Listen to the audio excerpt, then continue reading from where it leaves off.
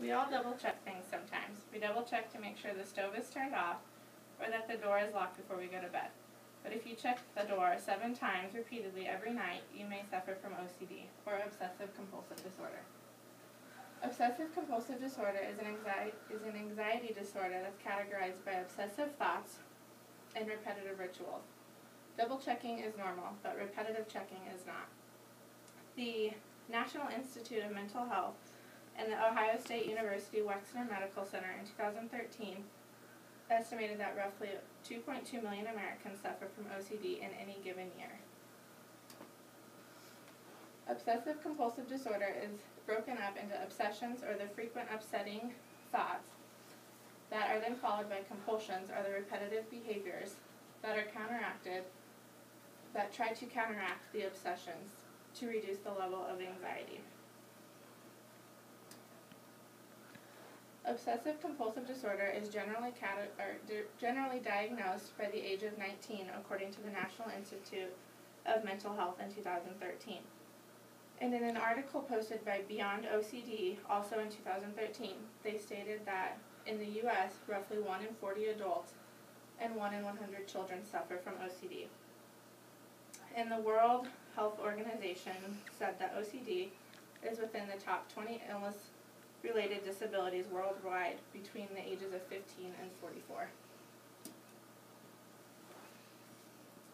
There are many symptoms and causes of OCD, most of which have not been fully tested, but among the common ones, according to the Mayo Clinic on December 15th, in 2010, they said that fears of being contaminated, or shaking hands or touching objects, which are often counteracted by repetitive washing hands until the point where your hands become raw, is one of the top categories. Also among those is doubts about appliances or locks that you may have forgot you did.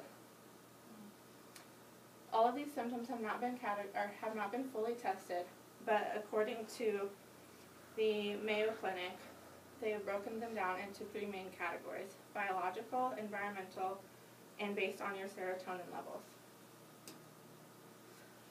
Biological is categorized by an imbalance of natural body chemistry or brain functioning. In an article posted by ABC News on January 29, 2013, they have proved that there is a strong genetic component to the disorder, but the exact genetic component is still unknown.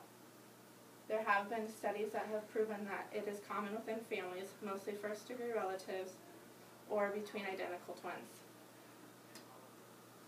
The next category is environmental, which is basically based on observations you've experienced as a child, or based on your behavior-related habits. The last category is based on your serotonin levels.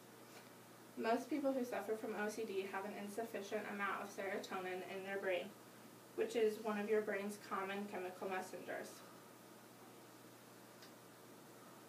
Recent studies have proven that kids who are diagnosed with strep throat have a greater increased chance of becoming an OCD patient based on PANDAS, which can be caused from strep throat. It's the pediatric autoimmune neuropsychiatric disorders associated with the streptococcal virus, or strep throat.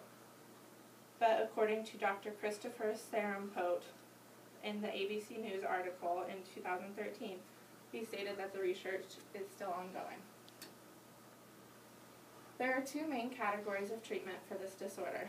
The first one is psychotherapy, which is generally done with a psychiatrist or a psychologist.